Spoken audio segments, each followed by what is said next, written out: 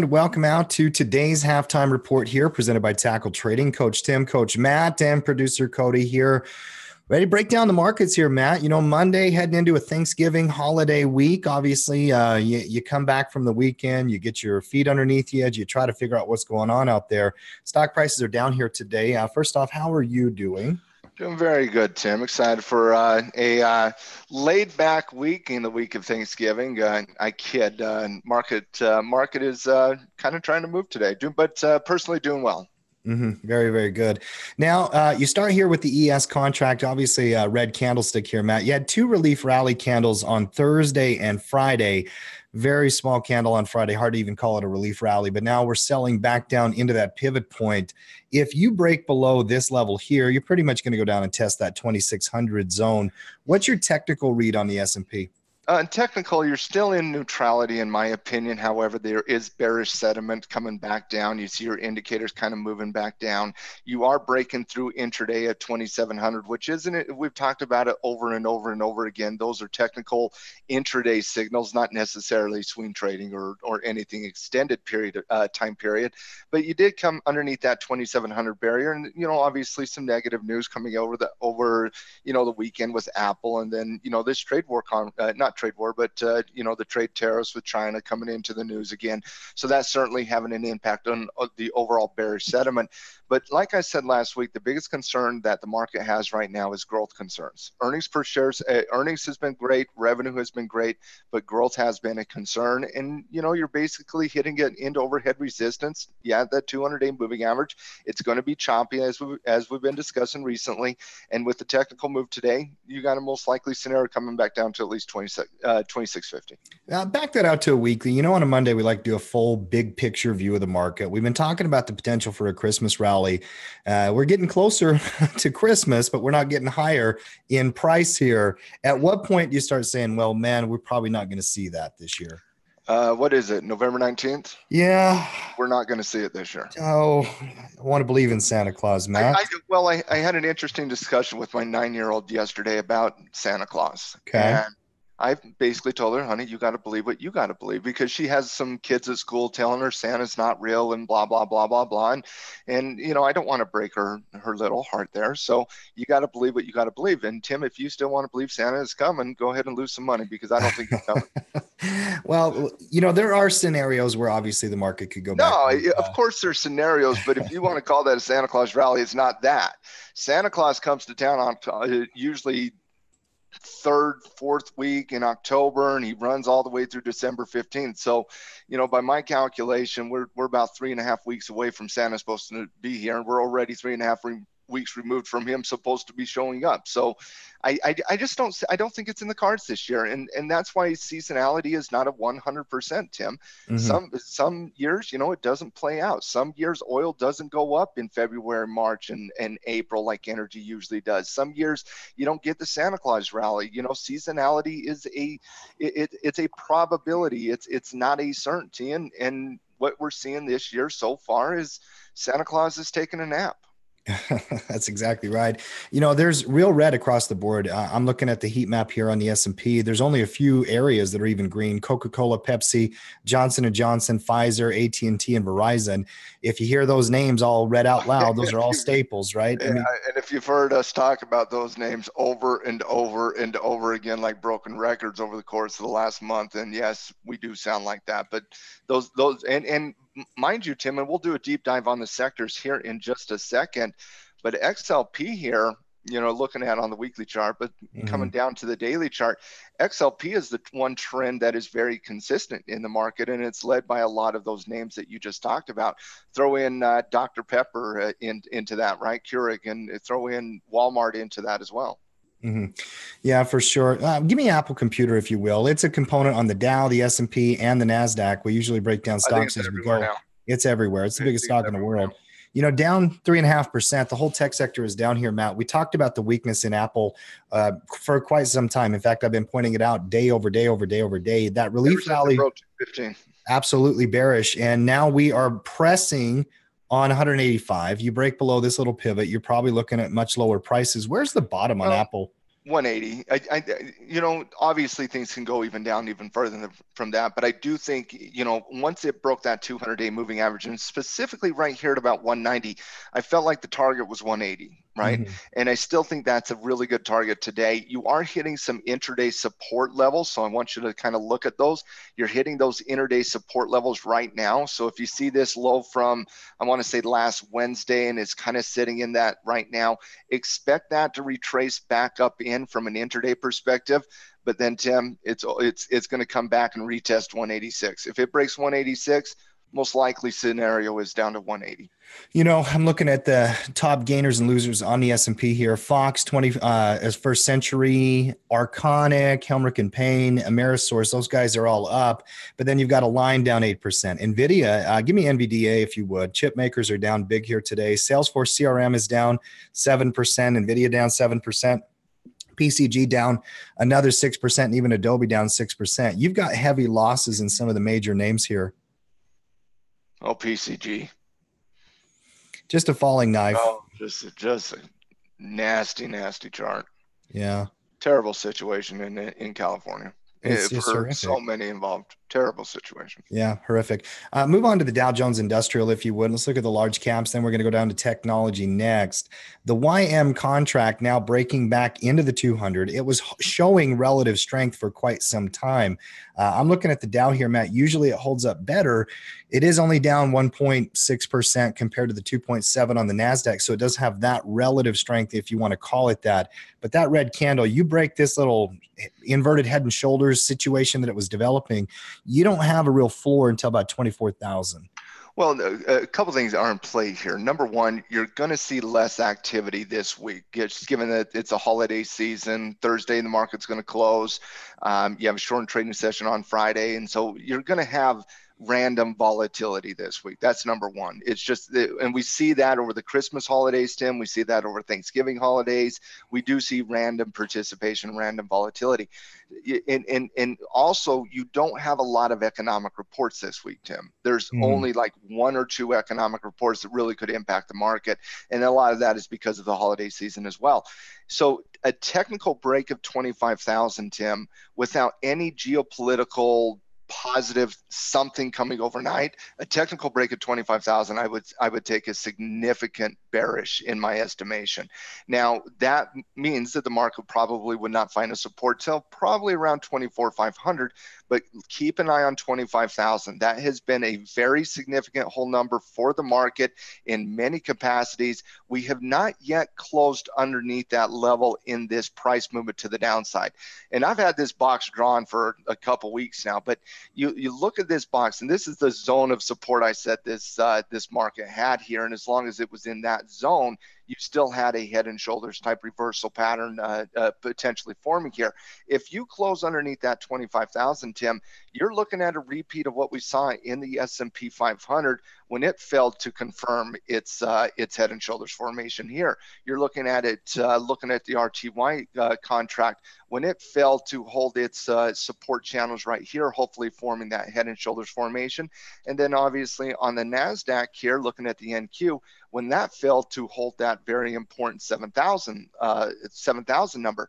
And when you're looking at the NASDAQ, when you're looking at the S&P, when you're looking at the Russell 2000, after it failed to hold those very important support levels, the one that the Dow is currently holding right now at 25,000, you saw price appreciation coming all the way back down. Now, with the NASDAQ, with the Russell 2000, you are looking at some type of double bottom scenarios right here. So with that said, the Dow can either come back down and catch up with the other indexes, or two, those support levels, the bottoms of the NASDAQ, the bottoms of the Russell, they're going to hold and we'll see some price appreciation.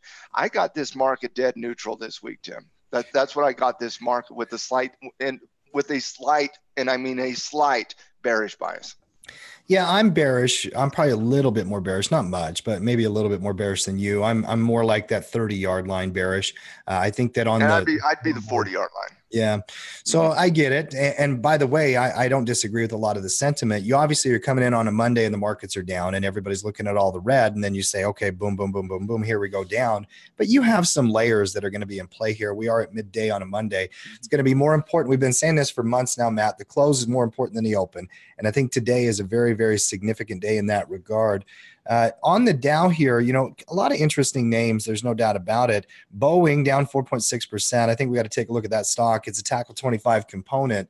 I love the company, but they've had some negative news recently with obviously some concern going on with this chart. Matt, you're breaking major support here. Yeah. Companies like Boeing had to lead the charge back up to get that Christmas rally. On that breakdown, I mean, I know there's some support down here about that 315 level, but that's not a good looking chart. You got 315 as a potential support level. You got 300 as a significant whole number, but it was also a high base over here. You're looking at that on a weekly chart. But if you looked at this over here on the daily chart, you would see 300 clearly act as a support level.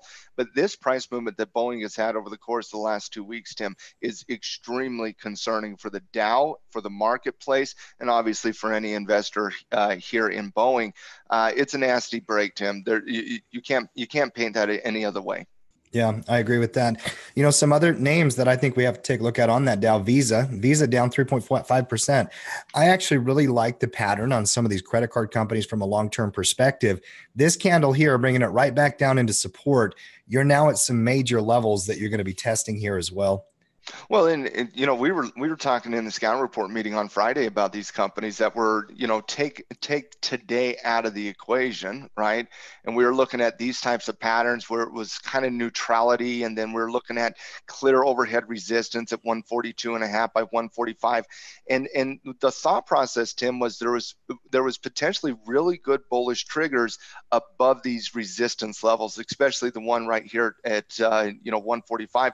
Obviously, it did not confirm, came back down to the 200-day moving average. And as I said last week, the 200-day moving average has historically been a good buying zone, but we've seen case study after case study, evidence after evidence that suggests the 200-day moving average does not matter in this market volatility.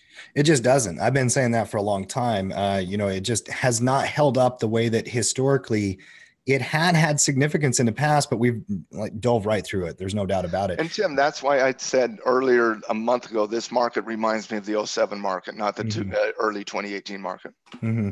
Yeah, I know that we already looked at the NQ again, but I do want to go NQ and then some of the major names there, because that is really where the market weakness is. I want to break down all the FANG stocks. So on the NQ, obviously we have selling, we have pressure. We're down 2.6%. You're breaking down 6,600, Matt.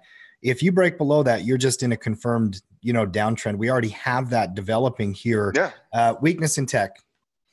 If you break 6,600, you have the confirmation of the continuation of the bearish downtrend. There's no doubt about that. The confirmation of the continuation of the bearish downtrend. That's like we got to get that on.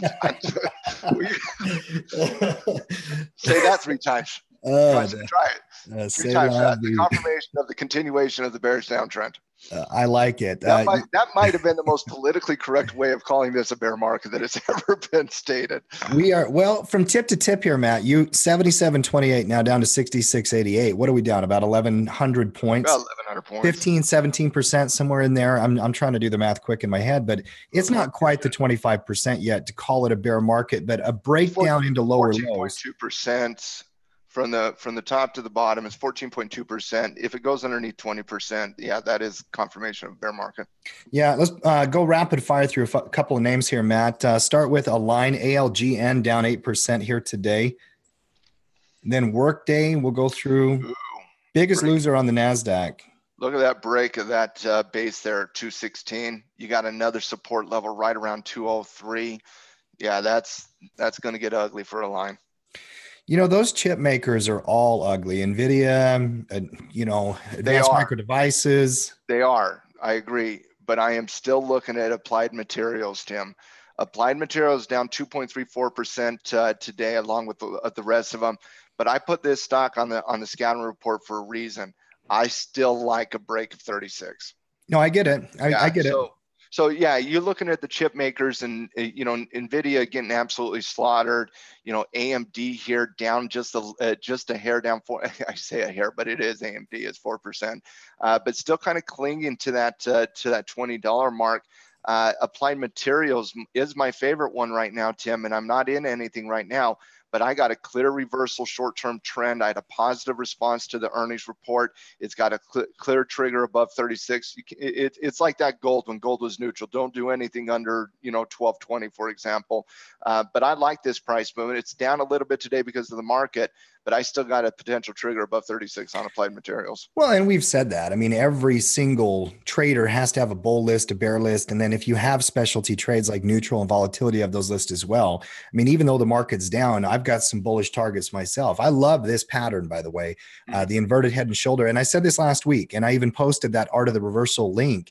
You guys should all go study that art of the reversal, because that's the pattern you're going to get in the market these days, man. We don't have consistent uptrends with a button hook bull retracement. And Tim, let's go down the rabbit hole for a second, okay? Okay. Both of us know that this very well could be the beginning of a nasty bear market, correct? Correct. Yeah. Okay.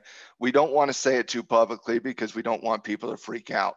But I think the halftime crew knows that we're at the top end of a market cycle, that we're in a rising interest rate environment, and all of this geopolitical situations and slowing growth concerns. This has every making of a nasty 2019, Tim. Okay. Now, we don't know what the future holds. Okay. We don't know what the Fed will do, for example, if the market starts breaking down even more. The Fed from 2009, Tim, till 2016, every time that market went down 10, 12, 18, 19%, they stepped in and did something. Okay. Every single time. When the market went down in the summer of 2010, what'd they do? Oh, well, my God, let's go do quantitative easing too, right? When the market responded in 2011, going down 18, 19% in the summer and early fall of 2011, what did the Fed do? They did Operation Twist, right, which was basically a covered call in the bond market. And then they did the dollar swap with the European central bank, European central banking system, where basically we gave them dollars, they gave us euros, and we were taking all the risk on the euro. So that supported the market. Even in 2015, Janet Yellen was still saying that we will have accommodating language in our monetary policy statement to basically tell the market that if there's any random volatility and the market spikes down, we will step into that, right?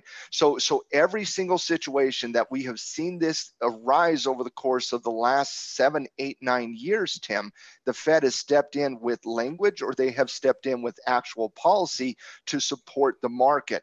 But this feels different for me. This feels different because Jay Powell seems like a hawk. He doesn't seem like he gives 2 cents what anybody says. He knows we're in a debt-driven cycle that is the all-everything debt bubble. We're still going into rising interest rates. He is not giving any inclination that he is going to go back to accommodating the language under Janet Yellen, or the language under Ben Bernanke, or even under the language of Alan Greenspan back in the day. So he is a different beast we're dealing with at the Fed.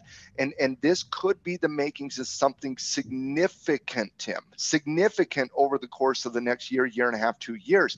So in terms of that reversal pattern, okay, right now there's opportunity on the buy side with things like Applied Materials reversing, but you got to understand what a reversal pattern is. But it's not just Applied Materials, which is so important, Tim. It's so important right now as a trader. This is a trader's market. This is, okay, it's a stock picker's market. You can't just shoot a dart at, or throw a dart at the Wall Street Journal and expect to make money. You can't just go buy IBD top 50 stocks, growth stocks, and make money. You can't just do that. This is a market for skilled traders. That's what this market is for.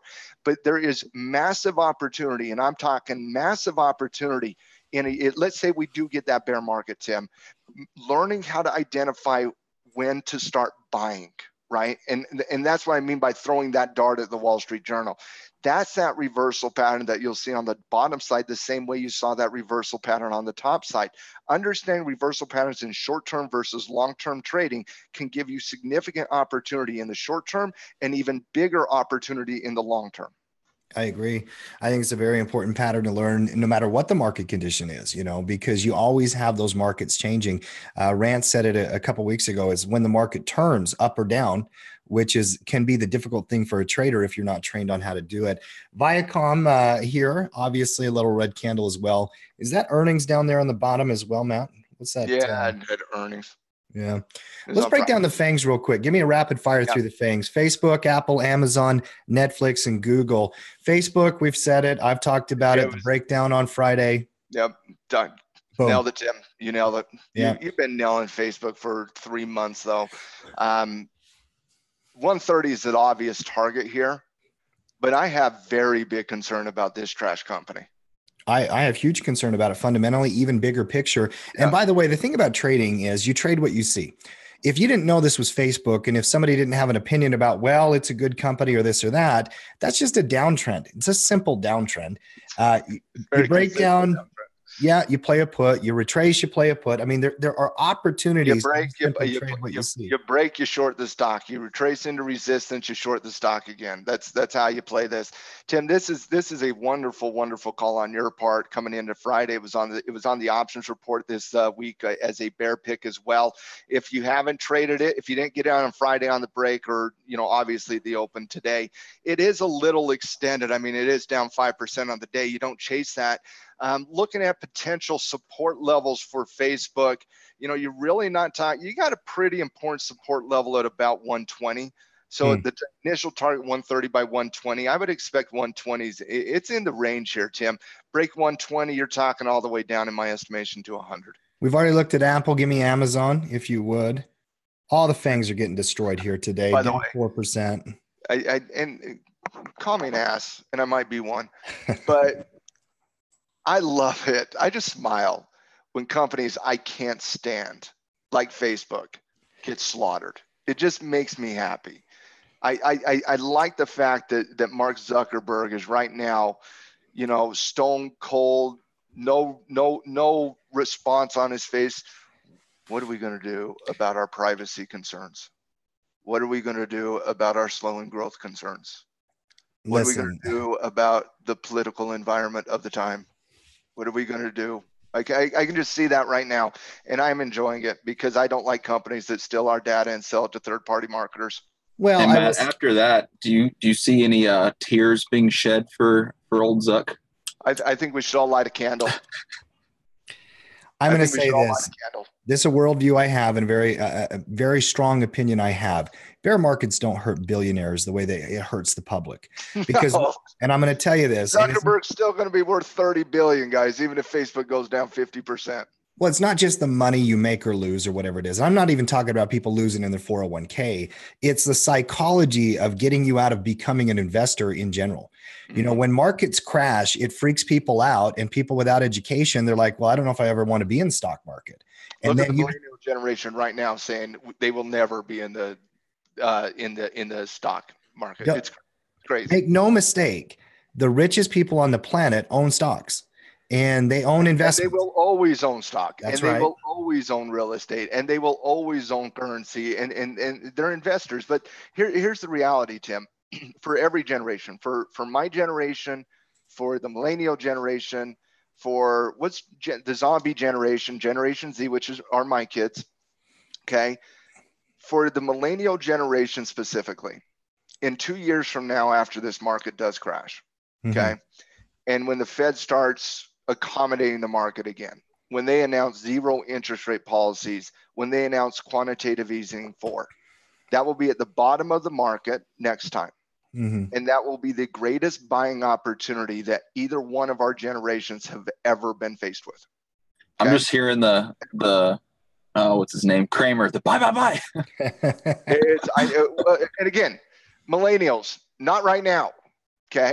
It's too crazy right now, but I'm dead serious in this. For traders, this environment, if we start breaking those support channels, Tim, you're talking about trillions of dollars going from people who only know how to buy and hold to traders who know how to short. Okay. That is significant opportunity. And then a year and a half, 2 years from now, when the market finds a bottom, if we do go through that bear market, Tim, guess what? That will be the best opportunity you and I have ever had in our lives to buy stock. We have to be prepared for that. And I promise you guys, when all of this plays out, you're with the right community, the right team, and we're going to nail this stuff. I agree with that 100%. Amazon, real quick, let's rapid fire through a bunch of these. Facebook, ugly. Amazon, ugly. By the way, I'll just give you the hint. They're all ugly. Okay. Right. Amazon now pressing support. If you break below that support, it's look out below. I mean, Facebook was in a downtrend. 100 is vital for Amazon, ladies and gentlemen. Yeah, I agree with that 100%. Google is just ugly, ugly, ugly, ugly. Netflix. Do I even need to look? Ugly. Breaking support. That's a tradable signal. But even take some of my darlings, stocks that I really loved for a long time to the bullish side, and I'll like them again when they're ready. CRM getting destroyed. Right? Absolutely beaten up. They got earnings coming up as well. Square. You know, this is amazing. This was a stock, Tim, that you and I talked about for months and months and months and months, right? This little pivot trigger right here was the last trade I made on Squarespace. Not Square, but on CRM. Okay. Triggered, came back down, stopped me out. And you know what you do as a trader? You don't trade it. Once that trend is violated, then you go find something else. You don't chase it. You don't hope. You don't pick, because this stock's going to continue to go down. And CRM is going to continue to go down. Yeah, just severe weakness in tech. There's no doubt about it. And then watch their earnings later on next week, blow it through the water, and they skyrocket. But again, technically it's bearish. Give me the RTY, and let's keep moving through the markets here one step at a time. And by the way, welcome out Halftime Crew. This is our daily YouTube show where we work through our daily routine in the markets, kind of help you guys understand what's going on out there, give you some perspective, get you a veteran trader's opinion. It's always great to have you guys. Obviously the RTY is one that I have particular interest in because I trade a lot of RUT options, and I do spreads and condors and whatnot. The RTY now breaking back down, but 1500 is kind of a key level. What's interesting here, Matt, you've got tons of weakness in tech, but small caps are not selling. They're actually in line with more like the S&P. This might be a good sign for somebody who's looking for stability in the Russell. I'm not saying bullish, but stability. You're like, all right, is he going to make a bullish case here? No, I was waiting. Not just stability. I was waiting. Could you trade condors here, knowing that you've got market volatility and market, madness going on? I mean, if you wanted to pick up the rut at 1500 just because you're cherry picking the bottom and it's, relative strength today down 1.8 versus, the NASDAQ at 2.8. Oh, man.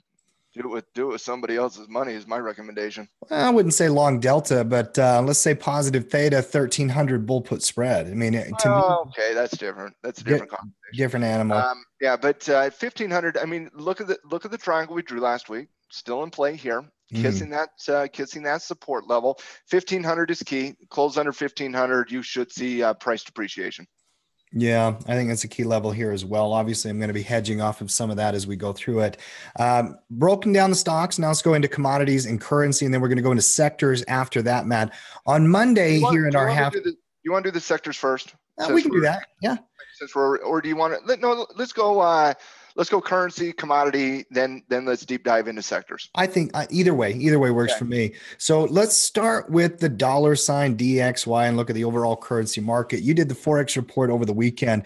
By the way, if you are a member at Tackle Trading and you're using those weekend reports, let me ask you guys out there in Halftime Crew. Are you watching the reports on the weekend and getting value out of them? Scouting reports. Is it something that you guys are enjoying? Do you get go in there and dig into the picks and all the different analysis? Because Matt, you did a fantastic job with the Forex report. I really love it when you're able to go in there and do some of that. But what's your read on the currency markets here? Hold on. Just give me a second. I'm logging in. Yep. Just give me one quick second, Tim. Oh, no problem. Well, and while you get logged in, let me just keep talking because I've got some thoughts on that pattern. The dollar had that little mini pullback. And when it failed last week, I had a feeling that it was going to come back into its channel. Now that we've sold off, and I know there's a lot of news headlines about rate hikes and this and that, but the dollar's been in an uptrend now for a few months. I expected to go back up at some point. Give me a breakdown of currency. Everything always goes back up at some point. Basically, in the Forex report this week, I talked about a couple different things. Number one, I feel like it was a very important moment for the dollar. And the reason I said that was you are at a very important support zone on a rising trend line. And unlike the other times the dollar has hit its head on support and confirmed, this time I had a little bit of pause and I had a little bit of concern. And the reason I had some concern and pause, Tim, is a concept that technicians like to call is divergence, right? Mm-hmm. And divergence is an important technical concept when it comes to confirming the validity or veracity of a trend, the momentum of a trend, and how aggressive you want to be in trading in that moment in time. And so basically, just very quickly, Tim, I did downgrade the dollar to slightly from where it was a positive 30 to a positive 40. That is a neutral to slightly bullish stance. And the reason I brought that back down was because of the bearish divergence within its indicators. And I will show you that here in just one second, guys. The currencies that I upgraded that were upgraded to the point where I was looking to trade in, I love what's happening in the Australian dollar and the New Zealand dollar over the course of the last couple months, Tim. Those things we've been talking about, those reversals here shortly. The New Zealand dollar I had a trade on in last week's edition of the Forex Report. That trade is now done as it's hitting its head at the 200-day moving average. The Australian dollar was breaking out of resistance, so I did upgrade them too with the New Zealand dollar. Even though I expect the New Zealand dollar to come down a little bit this week, I do love the price movement that the New Zealand dollar has been doing. The only currency I really kind of downgraded here, Tim, was the Canadian dollar, and I'll get into that here in a second. So basically what I did in the report, Tim, is I basically talked about the concept of divergence, and basically I looked at the dollar. The last time it had divergence was in the summer of this year, and divergence is basically when you have price appreciation but your indicators have lower highs. So you have you have higher lows, which means support is increasing on your trend, but yet the lower highs are decreasing on your indicators such as MACD, stochastics, RSI, and some of those other major type of catalysts. And then I did a deep dive on a potential trade on the US dollar versus the Canadian dollar, and then obviously did the video here. So that's what basically the report was. Now, in looking at that, let me pull up RSI, just RSI. We don't need to look at MACD because MACD is doing it as well. So if we're looking at this current trend, you have a very consistent trend. And obviously, you know, when I did the report, I didn't know what was happening today. But when I was doing the report, I was looking at it from this point on. Okay, so as you can see, you're sitting right there on that support line. You are retracing back down into that support line. Okay, now you have an increasing support line, you have increasing resistance lines as well, but look right here on RSI. The last time we set a new high, okay, in this current short-term trend, RSI was pointing right around 77, Tim. Okay, which is similar to where RSI got last time that it hit into that support channels here as well. So now though, look what happens. The next time it sets a higher high, you're looking, oh wow, this is amazing. It retraces and you're like, wow, the last time it retraced, it did great. The time before that it retraced, it did great. The time before that, it did great. But there is a concept called slowing momentum. Mm-hmm. And slowing momentum and trend typically leads to bearish divergence in indicators. And as you can see, look at the highs on your resistance channels here as this market set it. So it set a high at 77, and then when it set this next high on the index at 97, RSI set a lower high at 68, and then as you can see, it's just coming down, down, down, down, down. Now, bearish divergence is not necessarily an indicator that the trend is over and everything's done and the dollar's going to tank. But what it does help me do is it helps me understand that there is another variable in this scenario that I have to be concerned about. And now you're coming back, and the dollar's coming back down a little bit, down to 96.17 today. So in looking at that, and when you're looking at kind of your currencies in general, Tim, let me just hurry and just look at some of the currency major pairs. The Japanese yen here, looking at that, Tim, I am still interested in a long dollar yen pair, but I said this in the report, it's got a It's got to show me. It's got to show me some confirmation here. You're sitting right here on this very important trend line. RSI is getting absolutely slaughtered. You do have bearish divergence here, but if I get some type of upward movement in price above 113, that might be a trigger for me. So keep an eye on the US dollar versus the yen pair. Just quickly show you the New Zealand dollar. This is why I kind of love what the New Zealand dollar is doing. Really kind of just showing quick price appreciation, struggling at the 200-day moving average, which is to be understood. The New Zealand dollar has done really, really well lately. If it breaks out of the 200-day moving average, Tim, that's another potential buying opportunity. The Australian dollar here, looking at trying to hold its head above that resistance channel. So keep an eye on that one as well. The euro and the pound are dead to me until I get some better clarification out of Brexit and, the EU and the Italian debt crisis. Theresa May and me have not made up over her nonsense from last week.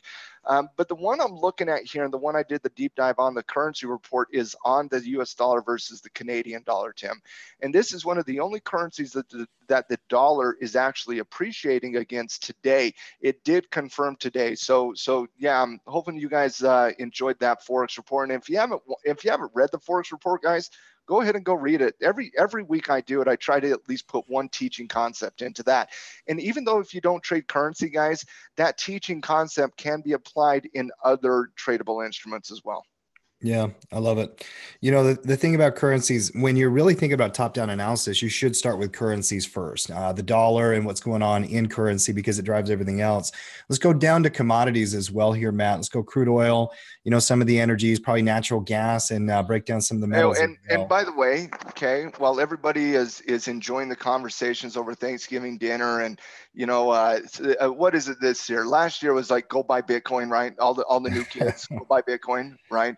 This year, they're going to be apologizing for going to buy Bitcoin, and they're going to be telling you to go buy the wheat stocks, right? That's what they're going to be saying this week. But while you're trying to get away from all that discussions over Thanksgiving dinner, realize the currency market is still open on Thursday, and you'll still be able to trade it. You can trade currency on Thanksgiving. I like it. Yeah, definitely.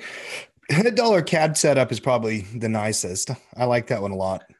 Yeah, it's definitely it was my trade of the week in the report, and I usually put one trade of the week in there, and the euro was doing so well last week, and Theresa May just wanted to hurt me. She just wanted to hurt me, and but no, the US dollar CAD pair target on this one, Tim. I said let's keep this one simple, boys, ladies and gents. Target's previous high here, and then obviously your previous high over here.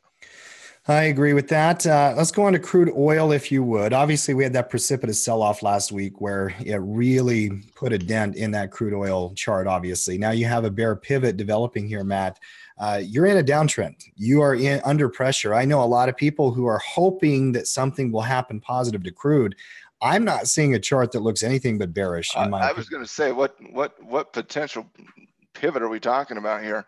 I'm going to add that hope isn't a trade strategy either. Hope is definitely not a trade strategy. This has been very consistent bearish downtrend for a very long time. That is your overhead of resistance right there, Tim.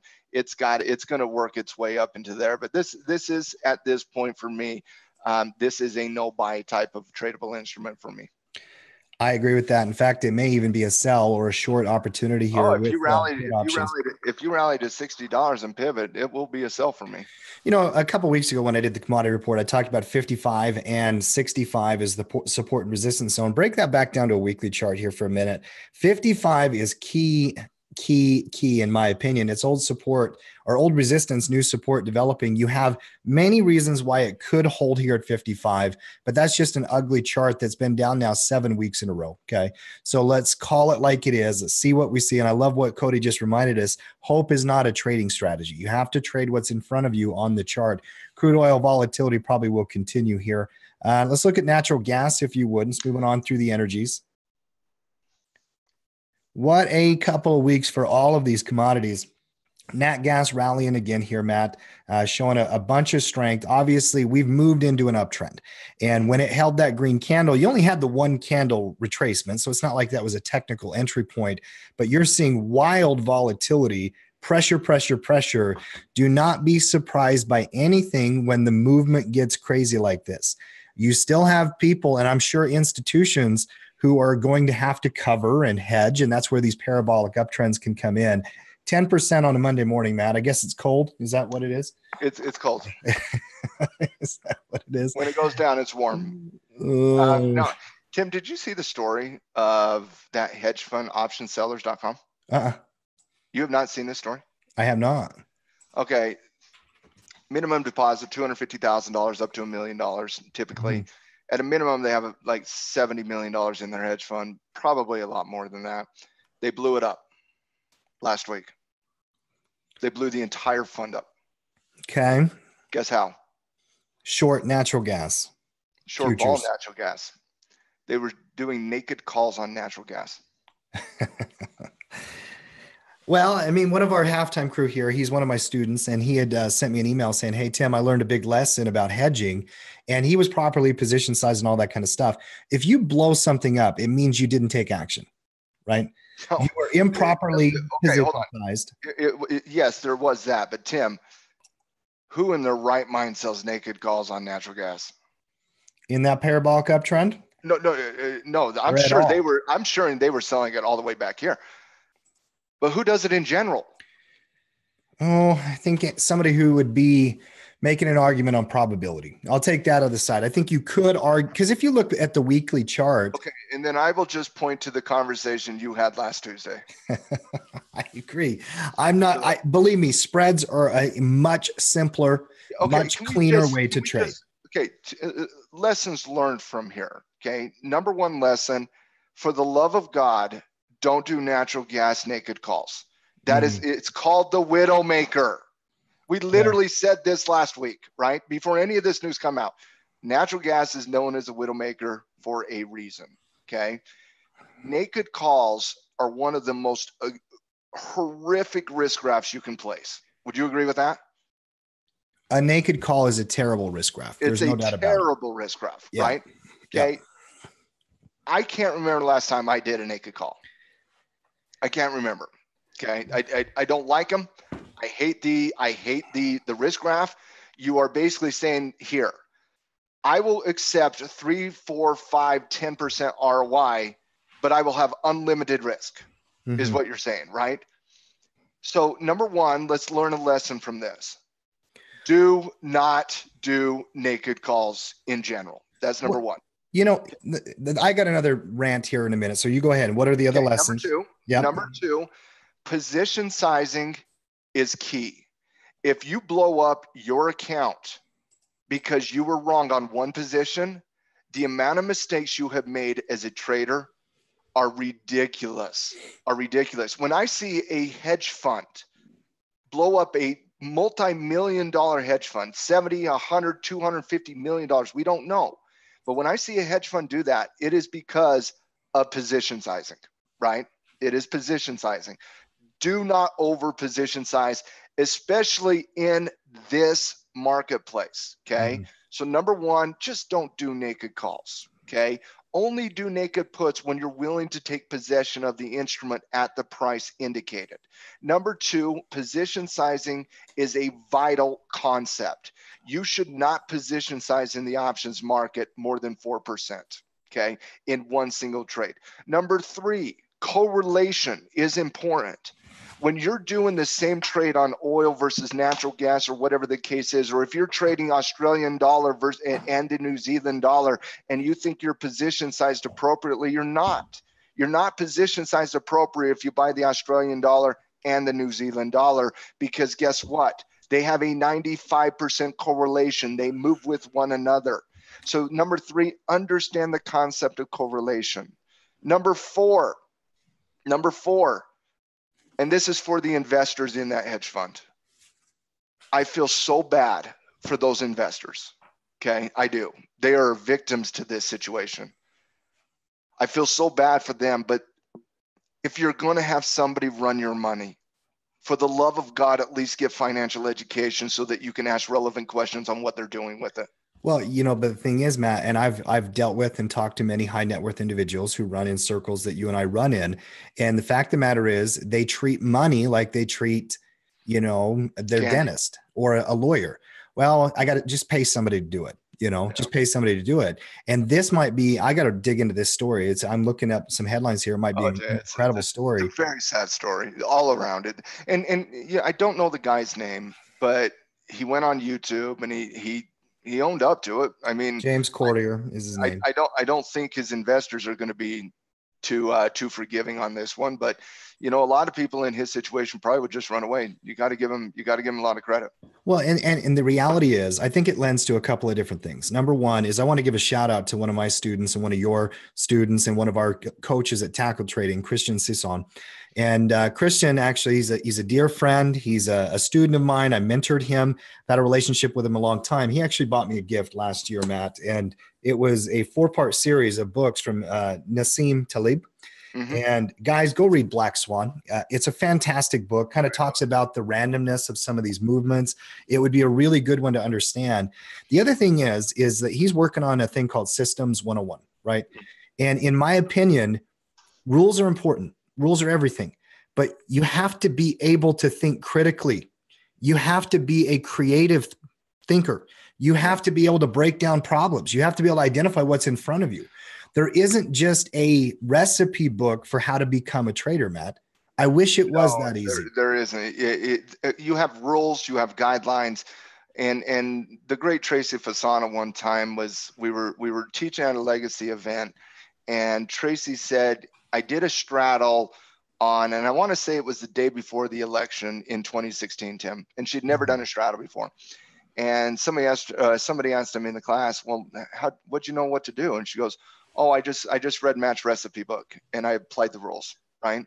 Mm-hmm. And it worked out. And I think she made like 17% in like 2 days, right? But for every one of those that work out, just because you apply the rules, there's another one that doesn't work out because the trade management got flawed, right? You have to learn how to understand the rules, trade management, risk, position size, all of that jazz. But that Systems 101 course, that is for all of pro members, guys. So if you're a pro member over there at Tackle Trading, you're going to have access to Systems 101. And that's no cost. That's on us. So in terms of that, we're going to be releasing that within the next couple of weeks, guys, and we'll send you an email when we do. Watch that, because when I went through the slide deck with Christian, Tim, and you were going to do the recording for it, but Christian has owned this for the last year. Yeah. And he has done such a wonderful job on it. And to see Christian go from where he was to where he is now, and now he's developing, Systems 101 for Tackle Trading, I'm very, very proud of Christian. Yeah, I'm excited to release it because, quite frankly, and this has been my approach to education for the longest time, I believe in process. I believe that you have to teach people how to think. One of the things about the halftime report that we do here every day is we come in and we break down the markets, because you're much more likely to make good decisions when you have structure in the way you approach something, step by step by step by step by step. Okay, and in that scenario here, Tim, right, when it broke out of this high, when it gapped up, okay, and I'm sure he was selling naked puts with 5 deltas, 30 days out, that type of stuff. But when it broke out, how do you not manage that? How do you not protect that? When it breaks out of the high base, how do you not do anything there? How do you just hope that the delta is going to just determine probability and it's just going to work out? I just don't, as a trader, and again, it's such a sad situation for everybody involved. But as a trader, I'm looking at this, I'm like, how are you not hedging? I mean, my God, Tim, if he was in our show last Tuesday, he would have bought a put call option to offset the naked call, sure, to hedge off the risk. I don't understand it. Maybe we should send him the link to the halftime report. Oh, let's get these hedge fund managers. There's this assumption, by the way, there's an assumption that just because somebody is in a high-rise building downtown in the financial district that they know what the hell they're doing. And nobody out there should assume that. You have to get educated for yourself. And if you give your money to somebody else and you cannot confirm that they're actually good at what they do, and you don't know how to be an expert at it, you can become a victim as well. Can I just say one thing? I feel bad for everybody in this story. But at the same time, as a man who believes in self-responsibility, if you give your money to somebody else and you don't understand what they're doing with them, just because they wear a nice suit in a nice building, that responsibility is also on you. Yeah. Yeah. Say la vie. All right, let's break down some of the other commodities here as well, Matt. Obviously, natural gas running.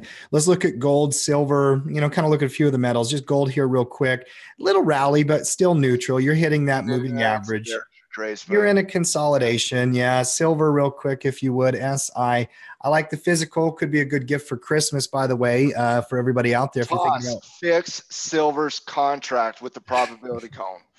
My hell. I remember I bought you a beautiful Australian coin. By the way, if you're looking for where the best coins are made, some of the Australian coins Australia are both great. Are gorgeous. Yeah, go down to your local coin shop. I always like doing that about this time of year. I must have it in the in my other desk.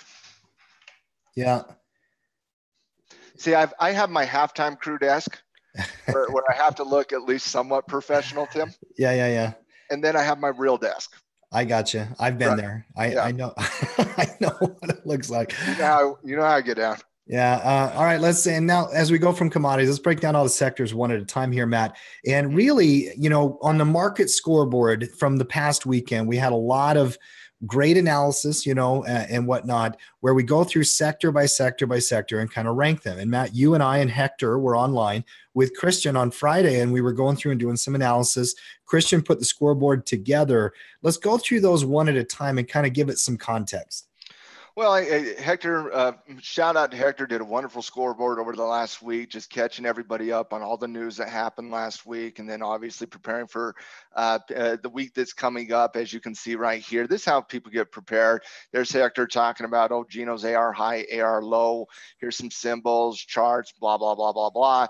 And we get down to the scoreboard. Okay. Now, the scoreboard, Tim, is basically our rankings of the different sectors. Let me kind of blow this up for you so you guys can see it a little better. Okay. I don't know if that accomplished much in my desire to blow it up. All right. So anyways, how we kind of rank the sectors here, and as you can see the arrows, these are upgrade downgrades from week to week. And I don't know who requested, but it was one of the halftime crew wanted to see that, to kind of see how we ranked them. We moved the S&P up into basically neutrality, because that's what the S&P is doing right now, is neutrality. If those levels of support are broken, obviously we'll be downgrading that in real time. Dollar got downgraded, staples got increased, healthcare increased, real estate increased, financial increased just a little bit into the neutrality. Technology still bearish, slightly neutral. Energy still bearish. Industrial still bearish. And then your Facebooks and whatnot in the communication still very bearish. But we wanted to just kind of give that slight upgrade to the market a little bit, just simply because of the randomness of this week is kind of what we were thinking. Mm-hmm. Yeah, definitely. And you're seeing some weakness here, on a Monday, but in general, markets are going to go back and forth. As I'm looking at this intraday chart here, Matt, on the S&P, obviously sector by sector, the only areas that are showing me any strength are the staples today. You're seeing a defensive move here on a Monday. All the other ones, the aggressive areas of the market, are moving in that negative territory. We got a few minutes here on the halftime report. A couple things I want to do, kind of set up the week. Make sure that you identify when the markets are open. Thursday, you've got a holiday in the U.S., and so a lot of the, markets will be closed that are U.S. based. Friday, you've got a half day as well. Well, on Thursday, remember what Gino calls Thanksgiving, Tim? Theta giving. Theta giving. Yep, Gino loves Thanksgiving. He loves to build his theta this week coming into the Thanksgiving weekend. Yeah, for sure. Some news as I'm looking at it. And Matt, give me the intraday on the S&P, if you would. I just want to break down the market before we end the show here and kind of talk about what to look for between now and 4 p.m. Eastern time. Market's holding support, trying to find itself down here, but you've got a little level here, Matt, that could pivot and continue to sell. You're trying to hold that 2685. 2686. I'd give it intraday support. If it breaks that, you should see a little bit of a run to the downside. It's trying to hold, Tim, but look at this momentum to the downside. Tim, it is currently 130 on the east. Okay. Over the last hour, what have those traders been doing? They've been lunchtime, eating lunch, yep. Right? Okay. What they're not. And so that's what's really kind of what's going on. It's just, we see it all the time, midday during the market. It just kind of slows down. Watch this pick up one way or the other. I want you to keep a close eye on this channel today, Tim. Look at 2,700 on the top side. Look at 2686 on the bottom side. Got a 14-point channel. That's amazing. It's got a 0.5% channel on the intraday, and it's nothing. But you got a 14-point channel. A break one way or the other is a good day trading opportunity. Yeah, I agree with that. One thing that was really cool in our prep today, just kind of as a last thought, big shout out to Cody. In 1863, wonderful job in the prep. This was the day that Lincoln delivered the Gettysburg Address. Yeah, absolutely. 272 words. He made an impact. Fourscore? For 7 years ago, our fathers. I could say it. Can you keep going? Yeah, go ahead. I mean, you want me to keep going? Oh, you think I know? Is that the only part by the way, is fourscore and our fathers? Or are you just gonna keep saying? Hold on. We, the people of this great nation. Oh, I can give you the front line of many great speeches. A great speech in history is unmatched. Some of the best, obviously, from Lincoln right there, that Gettysburg Lincoln Address.